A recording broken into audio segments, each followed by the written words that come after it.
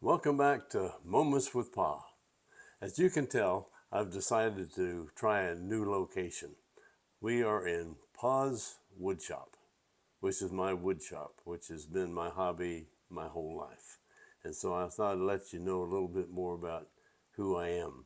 So, woodworker is something I love to do. I hardly build anything that I don't design myself. And so I design it and then build it and of course modify it as I'm building it and work on my design. So anyway, this is my wood shop and I wanted to try something new. So I thought I'd try my new location and let you know about my woodworking. So anyway, let's talk about the subject. I've got, I don't know, maybe 3 or 4 lessons. I want to talk about living in expectation. So let's get into that. I want to use that. A lot of this, I kind of put a title on this, one-on-one. So I think one thing that we need to do is more and more do one-on-one contact. We are such an electronic age that we don't do a lot of one-on-one contact. And so I wanted to talk about one-on-one contact. And I want to use as an example Luke chapter 1. I'm going to start, actually it goes through the whole chapter, but I'm going to start with 24. And the reason is it's talking about Elizabeth and Mary coming together. And Luke 1:24 says, Zachariah's wife Elizabeth became pregnant and went into seclusion for 5 months. Verse 26, in the 6th month of Elizabeth's pregnancy, God sent the angel Gabriel to Nazareth, a village in Galilee, to a virgin named Mary. Verse 31, you will conceive and give birth to a son, and you will name him Jesus. That's what the angel said to Mary. Verse 36, what's more, your relative Elizabeth has become pregnant in her old age. People used to say she was barren, but she has conceived a son and is now in her 6th month. Luke 1:40 says, Mary goes to visit Elizabeth. This is kind of the interesting part. Mary enters the house and greeted Elizabeth. At the sound of Mary's greeting, Elizabeth's child leaped within her, and Elizabeth was filled with the Holy Spirit. Now let me take you back a few verses. That's verse 40 and 41. But going back to verse 15 of the same chapter, it says that he will be filled with the Holy Spirit even before his birth. So the prophecy of this baptism of the Holy Spirit is not only Elizabeth, but it's John the Baptist received the Holy Spirit before he was even born. And that's when this happened. So I think it's this whole story. Read it sometime. Luke chapter 1. Very interesting. So Mary stayed with Elizabeth about 3 months and then went back to her own home.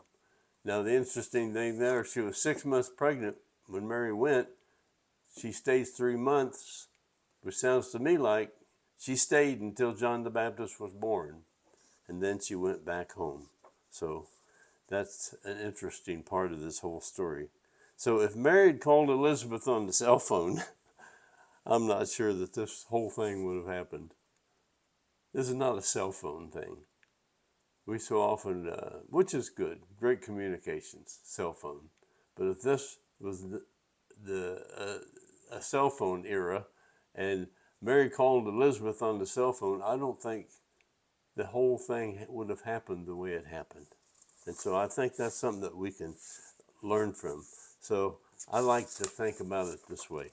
The Trinity in me, when we come together, unites with the Trinity in you. You know, I've talked about it many times. We have the Father, Son, and Holy Spirit living in us.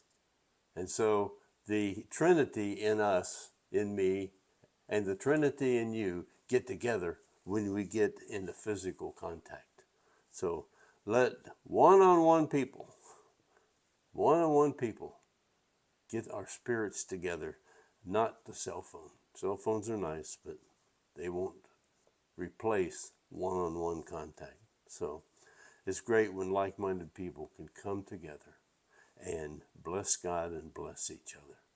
That one-on-one contact is very, very, very important. So expect something to happen when you gather with your brothers and sisters.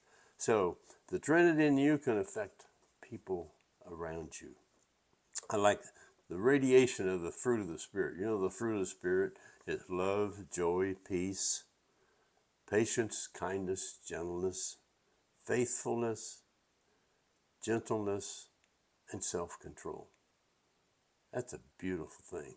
And that's in you. And when you come into contact with other people, that things can happen. Hebrews 10:25 says, and let us not neglect the meeting together as some people do, but encourage one another, especially now that the day of his return is drawing near. Well, that's another whole series of messages. But I believe that that day of Jesus' return is drawing near. It says, get together and encourage one another, and let that spirit in you jump off onto other people and enjoy the relationship that you, the Trinity plus one, and your fellow believer, Trinity plus one in them, will get together. So until next time, may God the Father and Jesus the Son give you grace, mercy, and peace. Thank you for watching.